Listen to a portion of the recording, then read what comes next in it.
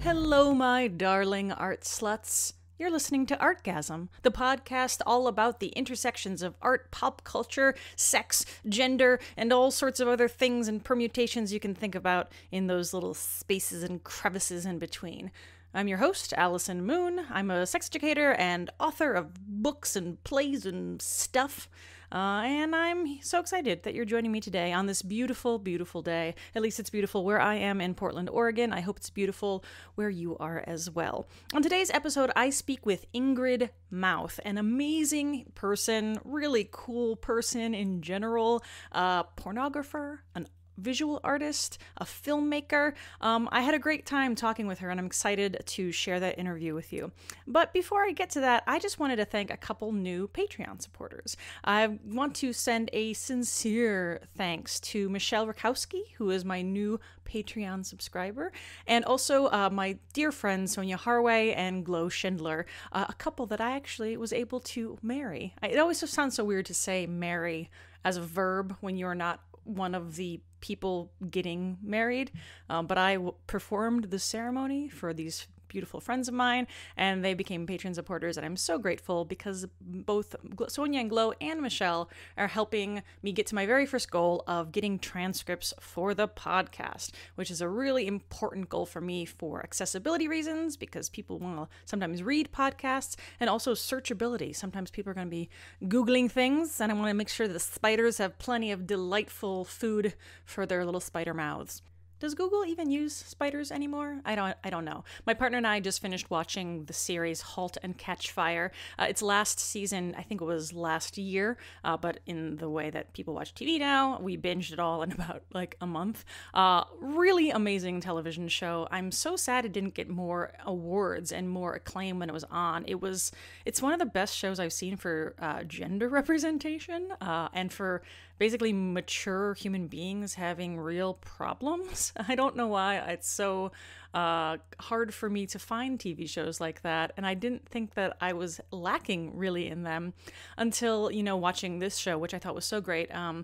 Lee Pace is kind of the lead of the show, although it's much more of an ensemble. He's amazing. I was so impressed with his arc over the series, as well as all the other actors. But my favorite part was in the last season, no spoilers really, but Cameron Howe, one of the characters, talks about how she doesn't want kids, never has. And she has a really great conversation with Donna, the other female lead in the show, about kids. And it was stunning to me in that moment, watching the show, realizing I don't think I've ever seen a television show, or film for that matter, where a female character discusses just kind of being certain about her, not really even ambivalence, but just true non-interest in having children. And as a woman who has never had an interest in bearing children myself either, I was kind of horrified at realizing that that's like the first time I've ever seen just a good character, a character who's sexual, a character who's intelligent, a character who's very self-directed in her life, just expressing an interest in not wanting to have kids, and her male partner expressing desire to have children. And, I've seen so many shows where it's like a rush to pregnancy, a rush to babies. I remember watching the series finale of Parks and Recreation, and it's like, oh, yep, everybody has to have babies because you're a woman. And if you're a woman on the show, you have to have babies now. That was really frustrating to me. I remember watching the end of True Blood and kind of having them cram not even a male love interest for Sookie, the lead character, but like a non-named extra guy in the very final scene, and then we see Sookie being super pregnant. And I'm like, up until this point, she's been polyamorous, and she's been fairly slutty, and no expressed interest in having children ever, and suddenly they just kind of have to slap a pregnancy on her. And it's really disappointing to kind of have these things taken for granted. If you're a female character, you gotta want to have a baby, you gotta be trying to have a baby, or you gotta have babies. And I know that as a writer, adding children adds good, juicy drama and good, juicy complications to characters, but I would really like to see more female characters that aren't motivated by children, to be perfectly honest. In, actual like kind of realistic shows. I understand that, you know, a lot of TV shows and, you know, that are superhero shows or whatnot aren't about women having babies. But I think that, I don't know, man, it's just it's one of those things where it's like when you're confronted with it, when you actually see how rare it is to see a character who's making a non-traditional choice, and a choice that represents your own choices, it's refreshing and also frustrating to realize how fleetingly rare it is. Anyway, so A Halt and Catch Fire is on Netflix. I was not planning on talking about it, but I just had it in my brain just now because I was talking about Google spiders. The whole show is about kind of the dawn of personal computing in America, starting in the Silicon Prairie in Dallas and then moving to Silicon Valley in San Francisco. And it jumps around in time a lot. And it really, as somebody who grew up with a PC, but was old enough to remember things like Mosaic and AOL and Prodigy and all these kind of new ways of connecting people, it was just a really fun show. It felt retro in all the obvious ways, but at the same time, I'm old enough to remember the life before the internet, and it was fun to see, you know, the kinds of fictionalized inner workings of how that arms race to get people online and connected and trying to figure out what people wanted from the internet. It was just really fun to see that dramatized. And again, with really powerful, awesome, well-written, well-rounded female characters and also queer characters. Male bisexuality represented on television. What a beautiful thing to have to see. And Lee Pace, I think they wrote it beautifully for him, and they wrote it honestly, and I don't know, there's just so many moments where I just felt like, right, witnessed. It's really nice. So anyway, I would totally recommend you watch that show. I'm sorry that it didn't last much longer than it could have. It was 4 seasons, but really delightful. My partner and I definitely cried multiple times during the final 3 or 4 episodes. So anyway, that's my recommendation. Back to Patreon. So my next post for Patreon subscribers is going to be my story from Body Storytelling when I was in Seattle last week. So if you've ever wanted to see me tell some stories on the Body stage, that's a great place to do it. You can support me on Patreon and you'll get to see that video before it goes anywhere else. But I do have older videos from me telling stories on YouTube too. So if you just YouTube search Allison Moon, Body Storytelling, you'll get to see me do my thing. Body Storytelling is a really fun event. It is true sexy stories told on stage, not read from paper, truly performed, truly spoken to the room. And I think it's one of those really special events that does so much to eradicate shame, to help bear witness to people's stories of triumph and trauma and everything in between. It's a really beautiful event, and I miss it a lot now that I don't live in the Bay Area anymore, but I'm so happy that she's bringing it to Seattle every quarter or so, every other month or so I can make the trip up to watch and to tell. It's a really special event. So if you're in any of the cities that Body Storytelling goes to, I recommend checking it out. They also have a podcast. I will probably be doing an episode fairly soon. I'll be recording an episode fairly soon with the proprietress, with the creator of Body Storytelling, Dixie De La Tour. So stay tuned for that. We'll be talking about that for sure. One other piece of news before we get to the interview. Last episode, I talked with Jason Porath of Rejected Princesses, and his whole project, Rejected Princesses, is really about honoring unsung women throughout history, both in myth and women who actually lived, and telling their stories in all of their complications and conflict. And I love this project. I love his project specifically. There are other projects out there that are about, like, you know, badass women throughout history, but Jason tells the stories with so much more research, so much more depth, and so much more willingness to tell the ugly parts of the stories. And I think that's really important. And speaking of unsung women, I came across a story just a couple of weeks ago that I thought everyone would be interested in hearing about. And this is maybe old news to you. And if so, I apologize. Again, I never make claims to be some sort of, art expert. I am really just an aficionada. I just have interest in things. I am an amateur. I'm a lover of art and sexuality. So this story I thought was so interesting. I've been talking about Marcel Duchamp a couple times on the Patreon and also on the main podcast because I was just in New York, saw a bunch of Duchamp's work, had a bunch of stuff to say, right?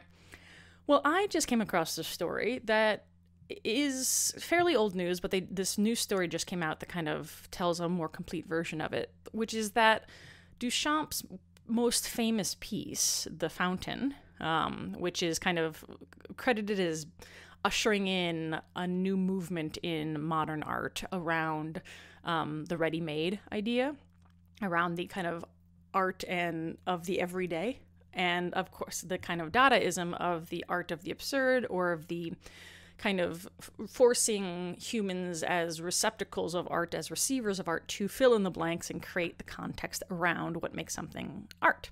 And so the fountain is a urinal. It's just a urinal pulled off the wall, was submitted to an art exhibition. It was rejected, and it was the artist credited was R. Mutt.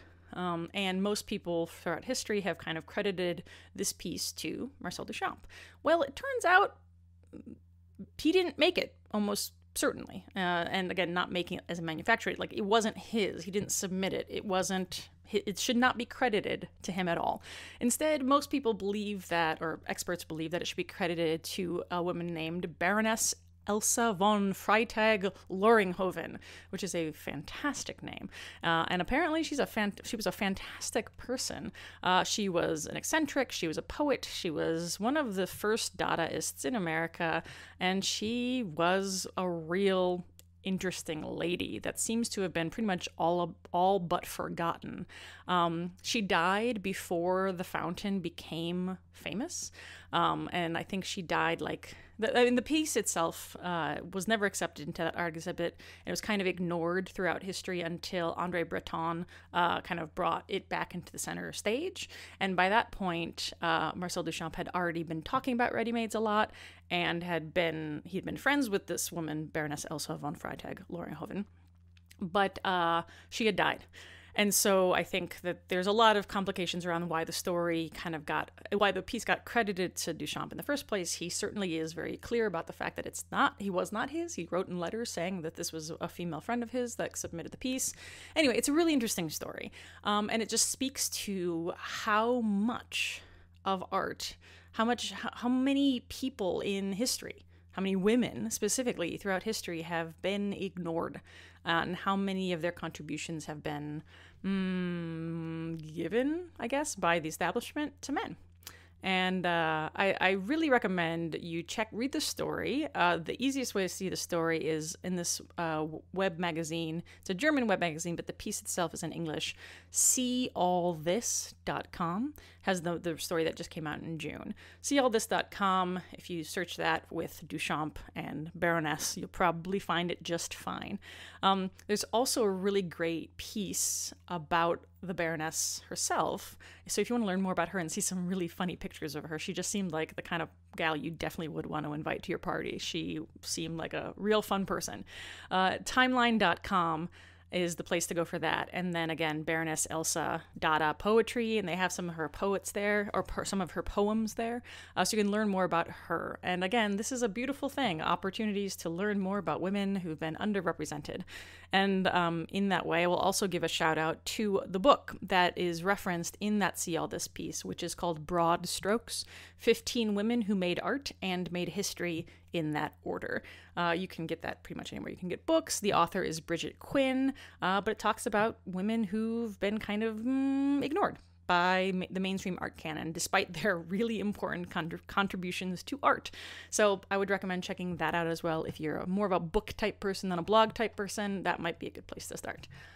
All right. So let me introduce you to my guest. So Ingrid Mouth, I reached out to her because I liked her visual art. I was already following her on Twitter because of porn, and she does some wacky porn. She talks a lot about her porn. So again, the standard disclaimer, we're going to talk about porn. We're going to use all sorts of words to describe it.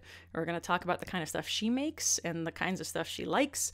I love this. I miss this. It feels like it's been so long since we've been talking about porn.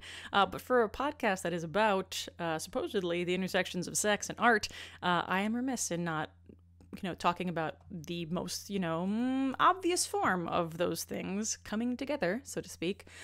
which is pornography. So Ingrid does some really cool porn, and I loved her talking about how she kind of self-guides the stuff that she wants to make.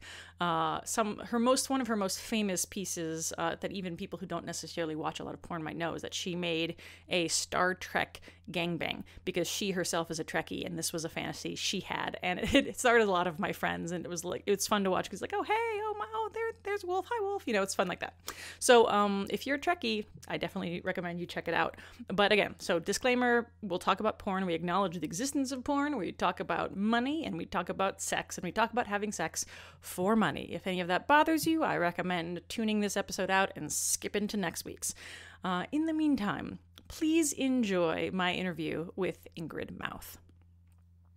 So, Ingrid Mouth, hi. Hi, nice to meet you. Nice to meet you as Allison well. Moon. Thanks for having me in your home, your very cool home. Thank you. Yeah, so I found your art, I guess, because I followed you through porn on Twitter, and I think we have, mutual porn stars in common, I suppose. Yeah. And I really love your modeling, and I thought you were just incredibly captivating visually. Well, thank you. Yeah. But then I noticed that you were also a painter, and I'm like, oh. You gotta draw them in with the tits. Buy my art now.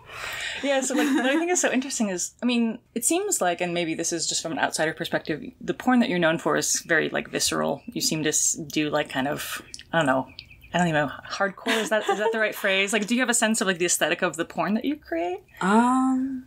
I've kind of gone all over the map. I guess I started working for kink, so that's pretty, violent a little bit, but consensually violent. Yeah. And then the stuff I make on my own is more comedy porn almost. But I'll do a cheesy sci-fi porn with tentacles and mad scientists and ridiculous bullshit. Yeah, I think I saw something on your Tumblr of a latex luchador mask or something. I don't know. I wouldn't have been I definitely have a full face mask. It's just black and it's perforated so you can see through it. Nice. I've done a good bit of wrestling scenes and weird bondage stuff too. Yeah. Nice. Why do you gravitate towards the comedy porn? I just kind of find porn absurd and ridiculous, honestly. I know there's a movement to take it seriously as art and to take it seriously as medium in general, and I agree, but at the same time, at its core, it's basically we're making masturbation fodder. We shouldn't take this too seriously, in my opinion. Mm-hmm. You can, and it's great when people do it well. It's beautiful, but I'm just more of a let's keep this fun. Yeah. Well, yeah. So it feels almost like you're kind of on the where trauma films kind of end. You kind of pick up the the baton and keep going towards the porno direction. Yeah. Just I don't know. I like cheesy horror movies and all that stuff, and there's always boobs in them, but it's that towing that line of no, you're not here for the tits. You're not. You're here because this is this exciting horror movie that's very poorly done, and I prefer to let's just just go over that line. Just call it as it is.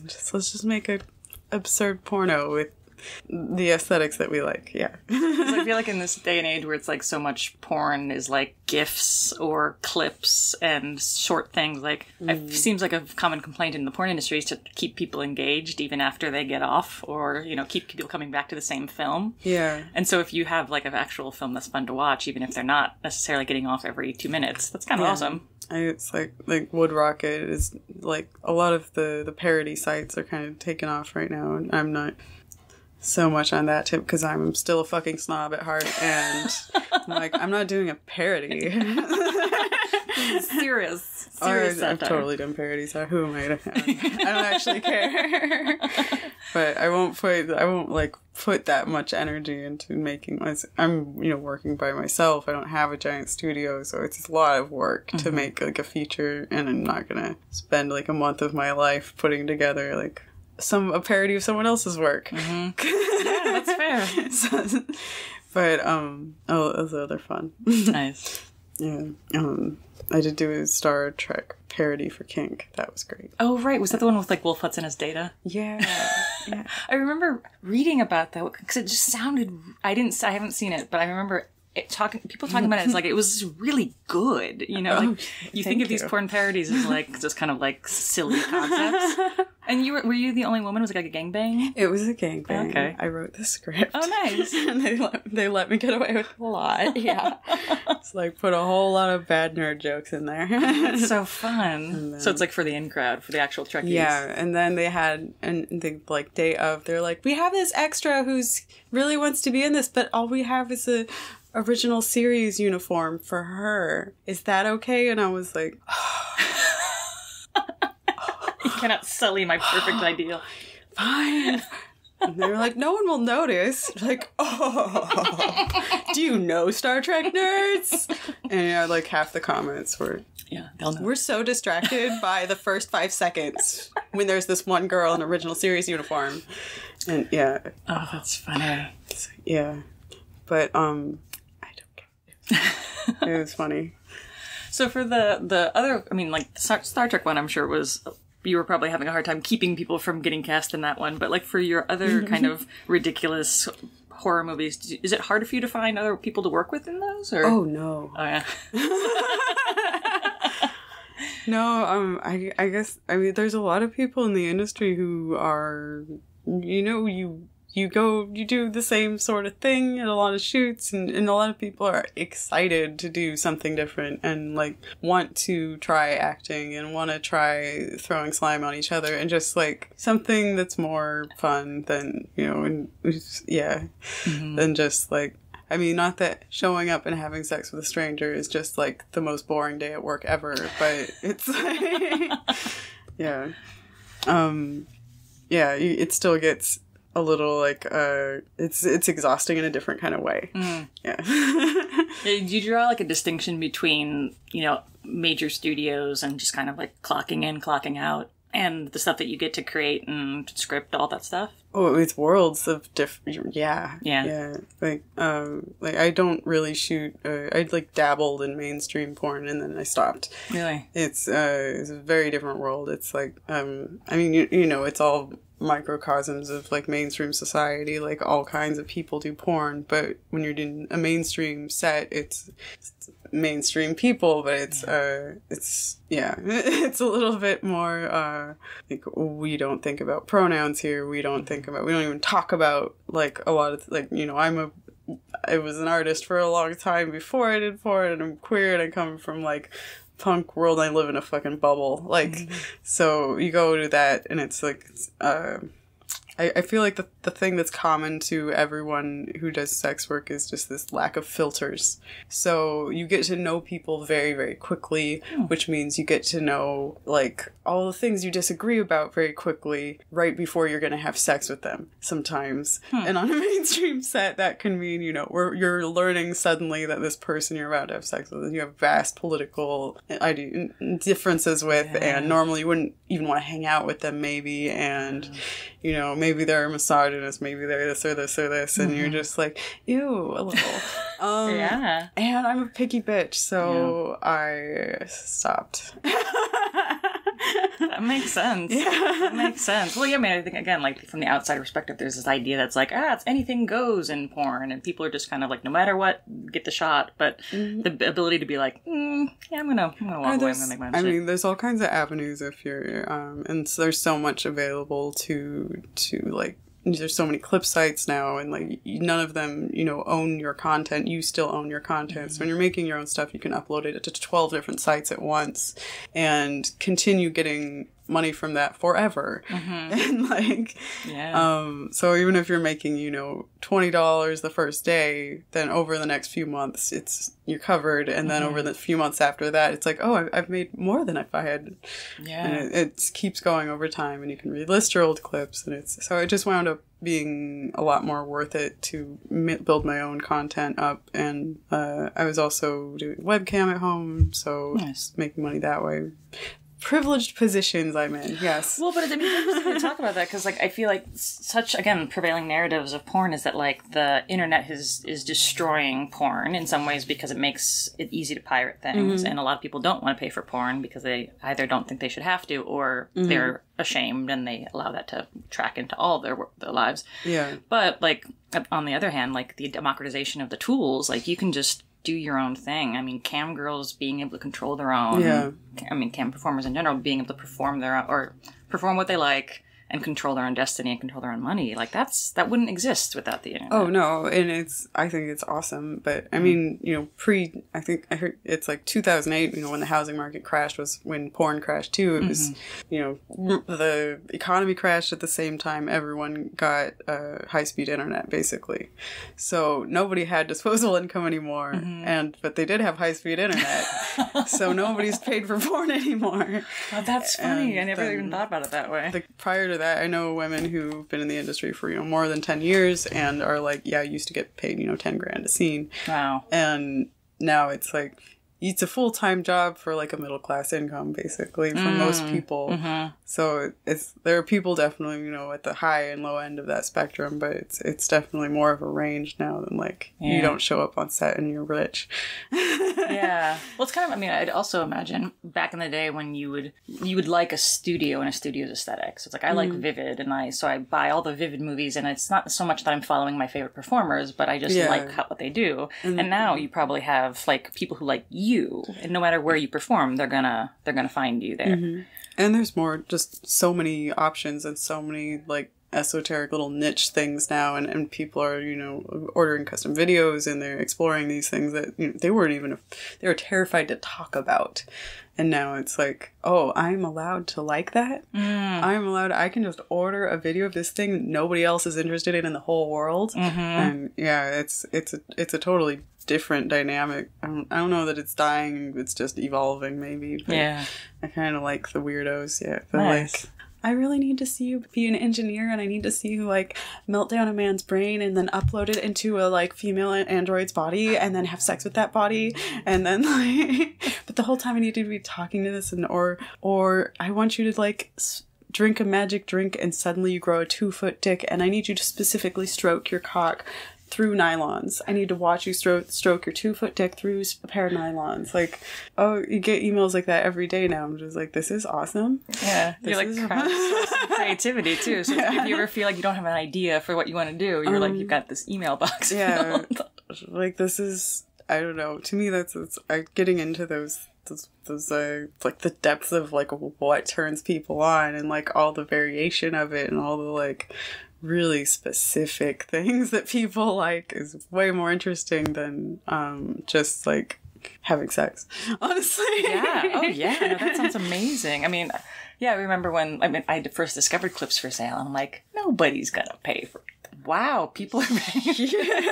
Like, just understanding different fetishes. Like, as a sex educator, it's like, I know about these fetishes. I've read about them in books. But like, having somebody talk about like, not only like, I'm into gigantism or something. It's like, but I'm into gigantic women who do like these very specific things once they are, you know. Yeah. I'm like, that's amazing. The human psyche is just fascinating. Oh yeah, it is. It's a beautiful spectrum. Do you have any like favorite scenes that you've been asked to do? I mean, I've like a feature length tentacle porn, like live action tentacle porn that was a custom video. Like it was a large budget. Wow. This guy had his really deep needs, and did he like produce the film by like paying for the whole thing up front? He paid for the whole thing. I wrote out a budget. I made all the props. So like I was working on it for a month, but I'd always actually wanted to make something like this. So it was sort of like, I don't get to write the script, but like, so it was fun, and so that was definitely one of my favorites, because I got to do like start to finish, like direct a feature movie and be paid for the whole thing. Like, that's so cool. But in the safety of my home with people I like, and with like, yeah, the best of both worlds. Yeah, that's dope. So yeah, I don't know. Otherwise, it's I like. They're all pretty great. I've been very lucky in the industry. I've been very I feel like I've gotten to do what I want and make a living at it, and not had to I don't know. There's a lot of people who struggle trying to make ends meet after they jump into something which stigmatizes them for life. Yeah. Which is really the only downside I've had. Yeah. Is the reaction from the general public. Yeah, I mean, it's amazing. And again, with all this hosta stuff, we're really realizing like the deep discomfort that people have. Mm-hmm. And now they're using all these different ways of describing it. You're like, wow. Yeah. And the sort of inability to empathize with anyone who would choose to do it too. Yeah. Just like, well, at least if you're a woman. Yeah. Yeah, exactly. Obviously a man would want to be a porn star. Women don't like sex. Right, exactly, right? That's like, how it works. Yeah. Now, had you been making films before you got into porn, or was porn your entree into it? No, I'd been doing, I'd made like a couple short things almost as jokes, even just playing around, but not really. I hadn't ever, I was broke as you could say it. I was broke. I was starving artist, dirty ass punk kid eating out of the garbage, broke. I was, scraping things together. I was doing art full time, so I was happy, but I was broke, and I just didn't have access to the tools and it just never even crossed my mind as an option. It was like, rich people make movies. Sure. They have cameras and they have good computers and they have editing software, and I draw pictures sometimes just on cardboard, and then I make money enough to eat, and So, I wound up, I have Crohn's disease and rheumatoid arthritis. Yeah. And a few years back, the arthritis got bad enough that I was I have a systemic, so it got, flared up for months at one point, and I was stuck in bed. That's that bad. And my whole body was swollen, and having, I get asthma symptoms and blurred vision. It's your whole system is just nope. Yeah, we're gonna set the reset button. We're shutting down. Wow. And I always had, tried to keep a little in savings to kind of pad out when you're self-employed, everything fluctuates. Yeah. And I got sick too often to work a regular job. So at that point, I totally ran out of money and was like, no, I've got to eat. I'm in a great place. I live in a great place. I don't want to move. I don't want to be on the street. What am I going to do? And it's like, make a list. What can I do physically? Because I know there's something I can do to make money. And the things I wound up, what can I reliably do every day? It was lay in bed, speak. And I was fuck. So I was like, okay, something phone-based, something. Yeah, sure, yeah. I could build websites, but even then it's sort of you're cramped in one position a lot. Yeah. And I was like, and so I had a lot of friends that were doing sex work, and I wound up trying out webcamming, and made $200 in the first hour. Whoa. And was sold. Okay. Done. I can stay in bed and just talk. Yeah. And that's literally what I was doing. I started specializing in weird role play, and instead of lingerie I was wearing Star Trek uniform crop tops, and just fooling in the nerd crowd who wanted me to talk about this shit all the time instead of being sexy girl, because I didn't really feel comfortable doing that or know how. Sure. Yeah. And it was organic to you anyway. This was your personality. Yeah, I was a nerd, so I've been I used to sneak out of my house to go to Comic-Con when I was a kid. It was, so I made a graphic novel. I've, Star Trek, yeah. So I was like, okay, I thinking about those, lonely middle-aged men who go to Comic-Con and drop $2,000 on an action figure. Those are that's my audience. That's what I want. Yeah. I know how to talk to those guys. I know how to have a rapport with those guys. Well, I'll enjoy the conversations, even if, they're people I wouldn't date for free. I'm like, okay, I know this. Yeah. And that worked for me pretty well. So cool. So speaking of the comic book, your art is, from what I've seen on the internet, I'm sure there's much more of it than I've seen on your Tumblr and stuff, but it's visceral in the most specific definition of that. It feels like viscera, it's glossy. A lot of it's it's moist and it looks like insides of people's body. It's just really interesting. thank you. Yeah. So, like, tell me a little bit about how your artistic practice got started, or how you find your aesthetic there. I don't know how to talk about that. I mean, at this point, it's like, it's hard for me to even consider myself. I mean, I guess I'm still painting, but it's like my hands are still swollen up like 75% of the time. So it's like I can't hold a pen for longer than 10 minutes. Oh, wow. Like I can't, like, so right now I'm experimenting with some new painting techniques that are basically finger painting. Oh. And to get around that, and you know, I'm like made a tool that's like fits on one finger, so I can like a brush holder. Oh yeah, so you don't have to grip. Yeah. And like I've been like, that's cool. Trying to find ways around it, but Yeah. it's a slow. Right? I mean, I guess I'm used to a certain level of productivity that I can never match again. Oh, that's rough. I'm sorry to hear that. So, I don't know. When I started, I was just, honestly, like, I was such an awkward kid and so messed up that I didn't speak. I was like, I barely strung a full sentence together by, like, when I was younger, I did, and I gradually just stopped speaking. And it started as like a communication. So it was a way to kind of connect with people that wasn't. It felt safe. It felt like I could sit in a corner and draw a picture and then hand it to someone, and they'd like me, and I wouldn't have to say anything, and that was safe.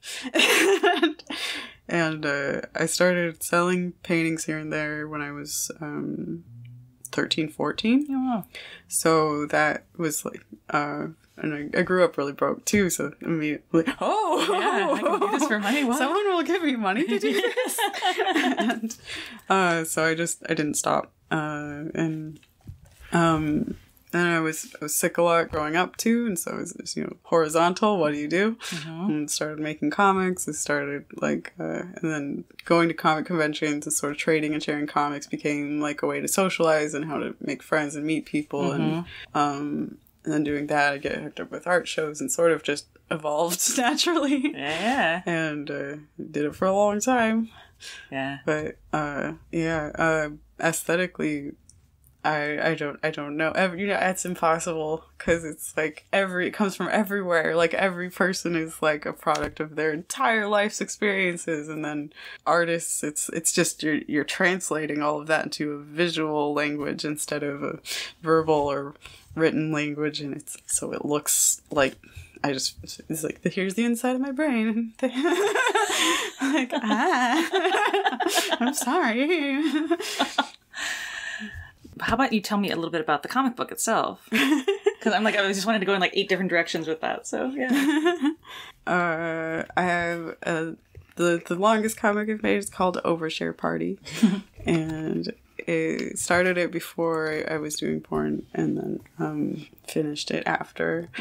And it is a sort of stream of consciousness, semi-autobiographical, like dirty sex comic, but then there's like every cat I knew in real life at the time was a character in the comic, but the cats are all people-sized and they talk and they have a whole underground cat mafia. It's really ridiculous backstory. It's like transgender geneticists back like 200 years ago in this alternate universe genetically engineered his cats to be more human-like companions for him because he was lonely and he was rejected by the scientific community for his gender issues. And moved out to the woods, like wound up raising these genius cats. Then they interbred with the population and it just spread. And nowadays all cats are like they've made some weird there was a court case and cats got themselves declared legally incompetent, so people would be like legally responsible for caring for them forever because they were still cats. They don't want to work. So they are now super intelligent too. So they've got this whole underground cat mafia, and they like have a secret sex trade because it's illegal to have sex with a cat because they're legally mentally incompetent, so the cats just do this blackmail trade. And basically the cats are sex workers, but and it's ridiculous. So the semi-autobiographical part, are you one of the cat people? I'm one of the human people. Awesome. Awesome. But it's sort of like a version of me. Yeah. That's so cool. What was it like doing a long form comic versus kind of some of your previous stuff? My hands started breaking down about halfway through. Sure. So originally it was going to be much longer, and I had like a very distinctive like story arc that I was going to do. And because it's a comic book and relies so much on your drawing hand, I had to kind of just I just morph it into what I could physically do. So that was frustrating. But I had all these like grand artistic ideas and visual metaphors that were going to play out in elegant ways, and then I was just like, well, crap.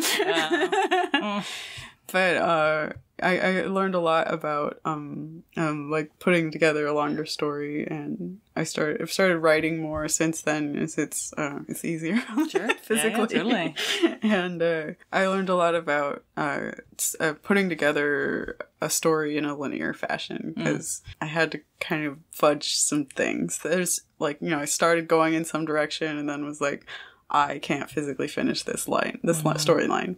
So how do I transmute this into something that still functions and is still tells something I'm satisfied with and still makes sense given all the like things we've built up so far. And luckily it was an absurd story and it didn't really matter. But the limitations can create creative ways of working around them. Yeah, and then you learn a lot from that too, about like how to assemble a story, I guess. Yeah. So it was fun. Nice. Yeah. And do you feel like with the writing, do you want to start working with collaborators to kind of make your visions come alive that way? Well, I've started working more with video. I want to make like movies. I'm starting to dabble with like stop motion. Oh yeah, I saw some of the stop motion. A little bit. And puppets, and like I haven't put any of those online. Just trying to figure out how to do stuff visually that isn't so drawing and painting, and that requires your body to stay still, hunched over, and like in a single position, which is very bad for me. So basically trying to movie making is inherently collaborative, so that's also great. That's fun. I've isolated myself a whole lot. So it's fun to work with people. Nice. Nice. Do you find that a lot of your fans kind of follow you to different mediums too, or do you have like your porn fans and then your illustration art fans? I don't keep a steady enough presence on any one thing that I think I would have a larger audience if I did. So I mostly seem to have the people who are sort of like okay with all of it, because otherwise they're just confused and then eventually they leave. And I'm like, that's okay. No. Yeah. You're not supposed to be here then. Yeah. Well, but I mean, you used your same name for both, right? Like, it seems like there's a link there. At least people can find one from the other. Yeah, as if you keep two names, the internet will just be like, this person's similar, follow them too. And then you're outed, and it was just easier. Yeah. Oh, God, I remember when Facebook started doing that, where it's just like, oh, hey, you like this person, follow them. It's like, that's the real fucking, stop suggesting that. Yeah. So I had to take down everything tied to, Yeah. And let's just be this one thing. Yeah, makes sense. I don't really like social media anyway. Yeah. Well, I mean, again, like the kind of back to like your painting, at least, where it's just like it's like these like orifice monsters and stuff. So I feel like I can see like people would be like, come for the porn and stay for the orifice monsters. Yeah. I mean, a lot of porn fans want you to be like a certain way too. So I tend to get the crowd that's not looking for a pretty girl next door. They're looking for the dominatrix or something. So the gross stuff and the weird like dick monsters are like, oh yeah, that makes sense. And it's, I originally I wouldn't have marketed myself as a dom, and I kind of like, it's like the industry sort of like pushed me over there. Like, we know how to make sense of you if you do this. Yeah, this only makes sense if you're evil. I was like, I can play evil. Like, be a happy tentacle monster. I mean, I'm down with that. It's fun to play the villain. Yeah. Yeah, it's so funny. I mean, the mainstreaming of, like, again, I have so many friends in the Bay Area porn scene. A lot of them started in kink and stuff, but it's like, they would try and go to mainstream because the money's so good there. And then the mainstream would, like, shave off all the cool stuff that made them unique. They'd start to, like, get eating disorders so that they could be skinny enough for the film. I'm like, but they were curvy and that was the best part, you know, like, or the tattoos or the hair or just the attitude, you know? And a lot of people who the mainstream industry, you know, like, completely shut out originally have gone on and been very successful independently making their own clips, because the mainstream is very convinced that none of those things are appealing, that, you know, like, oh, the weird hair and the, like, curvy body, and, like, no, you have to look like a really narrow 21-year-old white girl. Otherwise, we're just not sure what you are. And it's like, no, there's all kinds of people in the world and all kinds of people that are attracted to them, and like, just put it out there, and people would jerk off to it. Like, yeah, I mean, just the idea, you know, like, I remember watching the rise of the Suicide Girls brand, which at first was just like a bunch of just like, people didn't want to, you know, and then it became the mainstreaming of that look. Skinny white girls plus tattoos. Yes, exactly, yeah. And it's just like, oh, you know, everything will get shaved down and, you know, commodified in different ways we can. Yeah. That's so interesting. I don't know. I do like all the clip sites and all the like camming, and there's a lot more variety of human being representing sexuality on the internet now, and it's you know, as like it or hate it, and you know, as much as the government is trying to shut it all down and shit on it and tell us it's all evil now, even though, you know, they're all like patrons. It's like I feel like that can only be good. It's like, we are social animals, and what we're attracted to is to some degree based on, you know, what we see. And a lot of people are like shut up indoors nowadays. Yeah, no, totally just true. like looking online for, and have like really narrow definitions of what is attractive, and often because they've never tried anything else. They've never even seen anything else. Right. They've never had anything else presented to them as attractive or as sexual or as, it's just like, this is what it. And that's like and then you see like when you look at porn from sort of a longitudinal way, you see just changing what mainstream considers sexy. And so it's like, before it used to be super voluptuous, and then it became like super skinny, and then it became like super skinny plus implants, and then it became like, and like even like the pubic hairstyles. It's just like all these, like, this stuff is cyclical. Like, things become in fashion or out of fashion, just like anything else does. Yeah, pubes are back in, and totally. Like, muscles are kind of in right now. Like, there's a handful of mainstream girls with shaved heads now. When I first started the industry, like, most of my head was shaved, and everyone told me, like, this is wrong. Jeez. And now it's like, there's like 4 like big shot mainstream girls with shaved heads, and they look awesome, and no one cares. And they have tattoos. Even 3 years ago, that was an issue with the mainstream site. And now it's like, maybe in 2 more years, they'll be like, no, we only want curvy girls with no tattoos, and they have to be, like, brunette. Like, I don't know. Yeah, that's interesting. So in terms of the film stuff that you're looking forward toward making, so you said you're doing some stop motion stuff, like, what about that is exciting to you? Is it just that you can do it with your hands, or is that there's more to the aesthetic that you're excited about? I guess my main creative motivation is storytelling, probably. So like painting, I love painting. I can do it, like, can't physically now, but I used to be able to do it, you know, 12 hours and just not even notice the time has passed, and just that's my happy place. But it's never like completely satisfying. Like, I guess I just like, that's why I gravitated to comics, and like, I used to write a lot of stories, and it's just that's what feels for whatever reason feels good to me. Feels like I want to communicate this way. I want to like tell stories.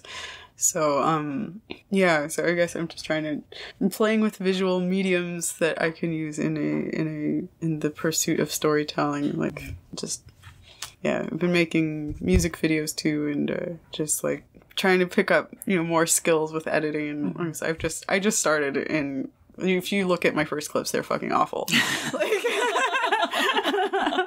Like the first few clips, I was just like, there's tits in this, people will buy it. That is what I've been told. I'm not even going to think about it. Yeah. I couldn't even stand to watch things where I was speaking. I couldn't like listen to my voice. I couldn't. It was all so uncomfortable to like think about that hard for me, because it was just put it out the door. And then like gradually you'll come to accept it. And then like everything you do, you learn a little something, and it's like, oh. Yeah. So I didn't even come to think about like movies as a storytelling medium that had really artistic potential for me until I had been making clips for like a year. Oh, wow, yeah. And then I was like, oh wait, I'm making movies. Yeah. Like, I didn't even think of it that way. Yeah. Like I thought I was just making crap. Like, oh. And I guess I'm still I'm excited about like still pretty new to even like accepting that's what I'm doing, and then I'm like, oh, I can do that. Yeah. And there's so many ways you can do that. So it's another avenue that seems fun, and it's just fun to look at. Like things like making things move that should not move on their own. It just always looks fun. Yeah.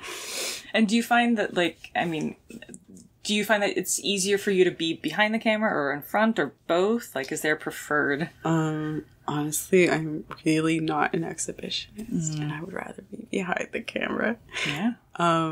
And I don't know. I don't the part. I get like all anxious before a scene. Immediately afterwards, I'm fine. Like I think about it logically, I'm fine. Like, but oh gosh, like I'm super camera shy. I'm super like not an exhibitionist. Oh my god! I do not like to in the moment think about people looking at me. Like porn is one thing. It's like you've got maybe 5 people in the room tops, and you know them, and you're comfortable with them, and you're like, they're gonna edit this so I look good later because it's in their best interest. So it's like, okay, let's just concentrate on what's happening in the room right now. And but yeah. That's the part of it that stresses me out. Yeah. It's funny. I have so many friends who are porn performers, and they seem so obviously comfortable and elegant and fantastic, and it's like, oh no, I have crippling anxiety. Oh yeah, I fake that shit. The confidence, yeah. Yeah. It's super fake. I mean, yeah, but it's still fun. It's still like, especially when it's like people you like and you're like doing something silly, and it's just funny. It's like we cut for laughing a lot. Like just get the nervous giggles, or just get the like some kind of splooge wound up somewhere that it shouldn't, and everyone's just like, PAs running at you, baby wiping things. Like, mostly porn is not, like, dramatic and sexy, and, like, it's mostly just silly. So it's like, this is fine. Yeah, I always teach my students in classes about porn. It's just like, the stuff that happens during sex happens in porn too, but they just edit it out. So if somebody gets a Charlie horse, or you're on somebody's hair, or it's just like, and most of what like really feels good in real life, you don't do in porn, because you can't see the penetration. That's happening. Yeah. Like you want to, like, the man, if it's a hetero scene, the guy's going to be standing like 3/4 away from your body. His dick is making a hard right turn, and the camera's like right there in the middle, so he can like catch all of the entering and exiting that's happening, and you're just kind of like, there's no friction. This is fine, but like, but this is not how I would have sex if I had my choice. Yeah. Yeah, totally. Yeah, I was talk about that too with cunnilingus. Oh like, god. You just lay your head on her thigh like a foot away from her vagina, and then stick your tongue out as far as it goes, and like you'll barely just like, like this isn't sex. Like, and yeah. Every time we move the camera to the girl's face, and that part's fun. Oh, that's cute. I like that. Nice. I'm just gonna FaceTime now. It's gonna like those false eyelashes are just gonna be stuck to her legs by the end of this day. I'm good with that. Awesome. Yeah. And in your movies, you might just stick false eyelashes all over somebody's body. That actually sounds pretty awesome. Cool. So where can people find your work if they want to see more about you? Well, I don't have a central website right now. I'm Ingrid Mouth on Twitter, on Instagram. I'm Party in Ingrid's Mouth on Tumblr. Is that where the name comes from? What? Oh, no. Okay. I was curious. I have a bunch of clip sites and like everything's linked up from social media and I do like private Skype shows or whatever, direct connect shows sometimes with people. So it's so not exhibitionist. That is like the least. It's the most. I like the very intimate, safe kinds of connections. Yeah, it's like, oh, I get to stay in my room and just talk to one person. Yes. That's so funny. I find, like, for my own personal comfort, like, talking to one person gives me a lot of anxiety, but talking to a room full of people is a lot easier for me. Because then I can just kind of, like, turn them into one big wash of humanity as opposed to, like, your needs and caring about you.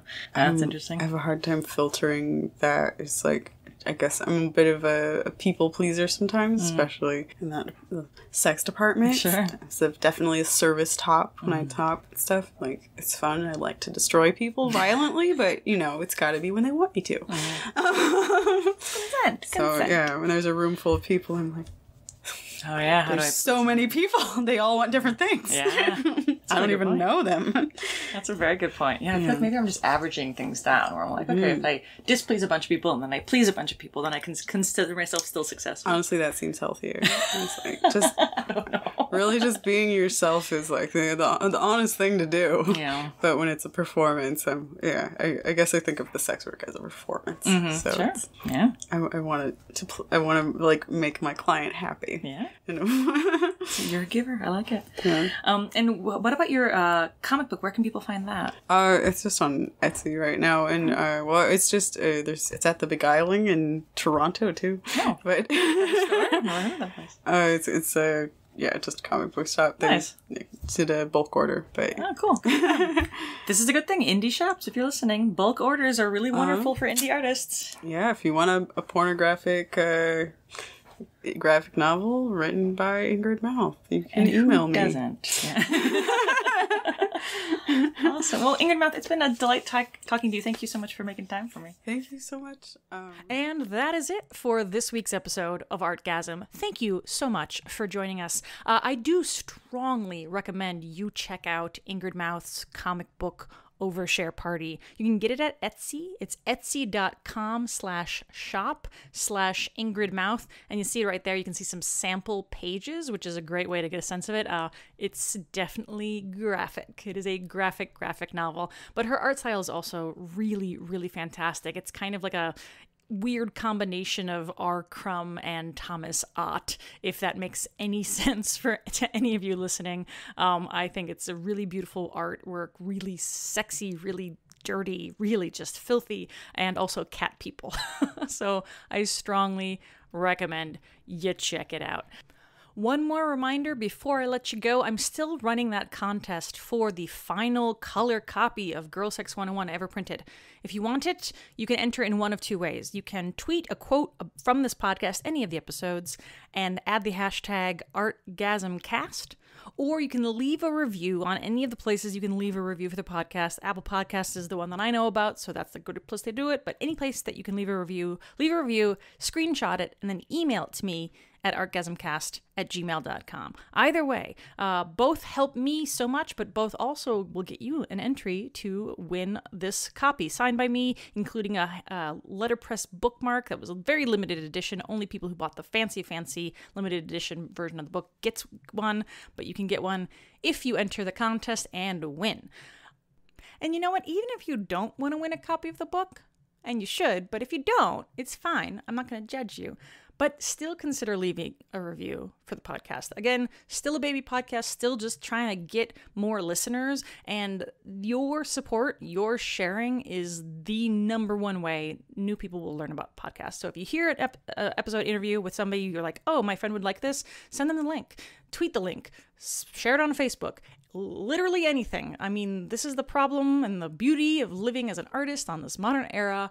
We have all these ways of connecting, but it also creates a signal to noise issue. So if you can help me be that signal, breaking through the noise, that will be so wonderful. So share this link anywhere you can. You can do artgasmcast.com or our Libsyn link or any of the various ways that you listen to your podcast. Just share it, spread the word.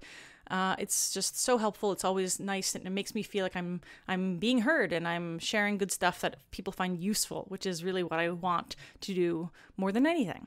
So that's cool.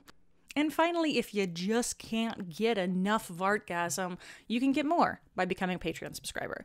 Go to patreon.com/artgasm. That's patreon.com/artgasm. And you get other fun episodes. You get some solo episodes from me. You get some bonus episodes from interviews that I've done that haven't gone out yet. And you also get things like the body storytelling show that I'm going to do. So please consider becoming a Patreon over there. Check it out. And I just learned with Patreon, even if you're not ready to commit to actually giving me any money whatsoever at any point, you can just follow me over there so you can see what kinds of posts I post. You'll be notified when I do a new post. And so you'll be like, oh, I don't really care about David Bowie and Marcel Duchamp, but maybe next month you're excited about the thing that I'm going to post. So that's a really fun way of kind of staying in touch, figuring stuff out, paying attention without necessarily committing. So that's that. I will be back in another couple of weeks with another interview about sex and art, and I'm so excited to share them all with you. So stay tuned for that one. Until next time, take care.